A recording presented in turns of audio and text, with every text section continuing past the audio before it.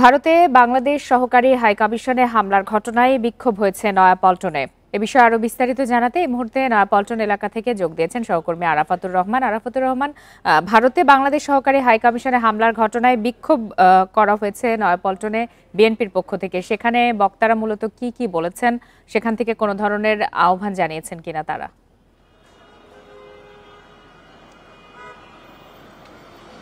আচ্ছা, ভারতের উত্তর পূর্বাঞ্চলীয় ত্রিপুরার যে আগরতলা যে বাংলাদেশের সহকারী কমিশন, সেখানে যে হামলার প্রসঙ্গে আজকে 11:30টায় রুহুল কবির রিজভী আহমেদ এখানে একটি ব্রিফিং করেছেন।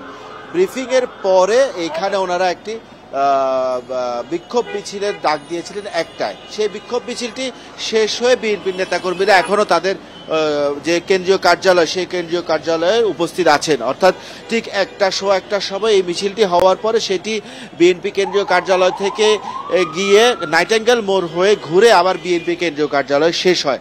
এটি পৌনে দুইটার দিকে এই মিছিলটি শেষ হয়। এই মিছিলের নেতৃত্ব দিয়েছিলেন রুহুল কবির রিজভী আহমেদ। তবে মহাসচিব সহ অন্যান্যরা যেহেতু দেশের বাইরে আছেন, অন্য বড় নেতা ছিলেন না। সেইখানে ওনারা যেটা বলেছেন যে রিজভী বলতে চেয়েছেন যে বাংলাদেশের যে সাম্প্রদায়িক সম্প্রীতি, সেই সম্প্রীতি নষ্ট করার জন্য বাইরের অর্থাৎ ভারতের একটি কূটচাল, এবং এই চালের অংশ হিসেবে তারা এই ধর্মীয় সংখ্যালঘুদের উত্তেজিত করে একটি পরিস্থিতি তৈরি করতে চাচ্ছে এবং বর্তমানে যে ছাত্র জনতার যে আন্দোলন, সেই আন্দোলনটাকেই আসলে প্রশ্নবিদ্ধ করার জন্য চেষ্টা করে যাচ্ছেন। এবং উনি অভিযোগ করেছেন ভারতের বর্তমান যে সরকার রয়েছে, সেই সরকার আসলে একটি সাম্প্রদায়িক সরকার এবং বিভিন্ন সময় ভারতের যে সংখ্যালঘুরা রয়েছেন, বিশেষ করে মুসলমানদের নির্যাতনের সময় ওনারা কাজ করেছেন এবং ওনাদের মুখে বাংলাদেশের সাম্প্রদায়িক সম্প্রীতির বিষয়টি মানায় না বলে উনি অভিযোগ করেছেন। রিজভী আরও বলেছেন যে ভারতের বর্তমান যে প্রধানমন্ত্রী নরেন্দ্র মোদী, ওনার যে সর্বশেষ রাজনৈতিক নির্বাচনের আগে যে রাজনৈতিক বক্তব্য ছিল, সেই রাজনৈতিক বক্তব্য থেকে 63% বক্তব্য ছিল আসলে বিভিন্ন ভারতের মুসলমান সংখ্যাগরিষ্ঠ মুসলমান যারা আছেন সংখ্যালঘু, তাদের বিরুদ্ধে বলেছেন। এবং উনি একটি তথ্য আন্তর্জাতিক একটি গণমাধ্যমের তথ্য দিয়ে বলেছেন যে 173টি ভাষণের মধ্যে 110টি ভাষণে ছিল আসলে সাম্প্রদায়িক সম্প্রীতি নষ্ট করার মতো।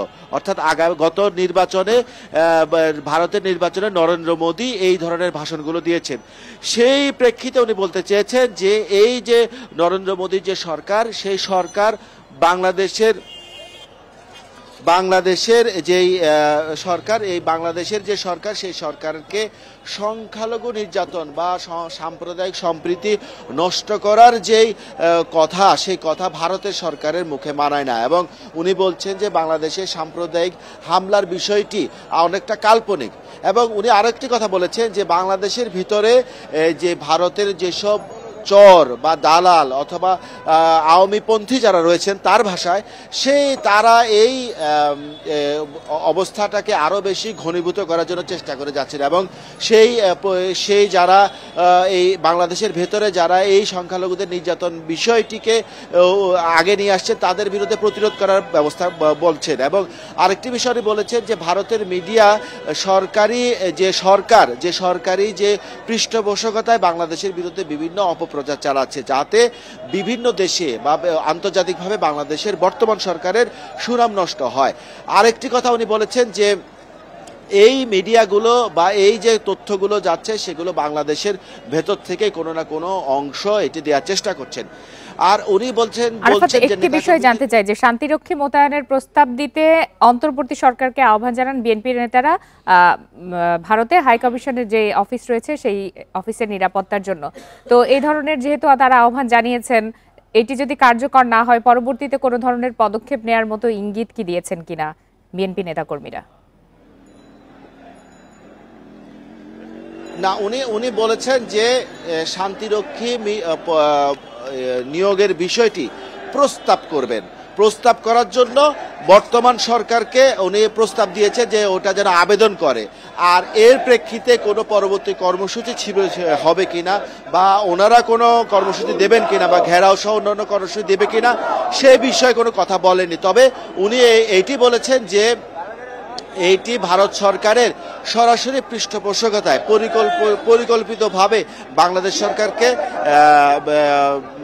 হেয় প্রতিপন্ন করার জন্য আন্তর্জাতিকভাবে এই চেষ্টা চলেছে। এবং আরেকটি কথা যিনি উনি বলেছেন ওই সময়, যে আমরা জিজ্ঞেস করেছিলাম যে এই মানে সংবাদ সম্মেলনের পরে, অর্থাৎ 11:30টার সংবাদ সম্মেলনের পরে আমরা জিজ্ঞেস করেছিলাম যে বিএনপি দলীয়ভাবে কোনো কর্মসূচি দিচ্ছে কিনা এই ইস্যুতে, অর্থাৎ ভারতে বাংলাদেশের হাই কমিশনে হামলার ইস্যুতে। তখন উনি বলেছিলেন যে 1টার সময় যে বিক্ষোভ কর্মসূচি যেটি শেষ হয়েছে, সে বিক্ষোভ কর্মসূচি হবে এবং পরবর্তীতে বিএনপির কেন্দ্রীয় নেতারা বসে এই বিষয়ে একটি সিদ্ধান্ত দিবেন যে আসলে কোনো কর্মসূচি বা পরবর্তী কি কর্মসূচি আসছে তারা আলোচনা করে জানাবেন। তবে এখনো পর্যন্ত কোনো কর্মসূচি আসেনি। এবং এই যে মিছিলটি হয়েছে বিক্ষোভ মিছিলের পরে অন্য মিডিয়ার সাথে কথা না বলে রুহুল কবির রিজভী সহ অন্যান্য নেতারা তাদের কেন্দ্রীয় অফিসে ফিরে গেছেন। সহকর্মী আরাফাতুর রহমান জানাচ্ছিলেন নয়াপল্টন থেকে।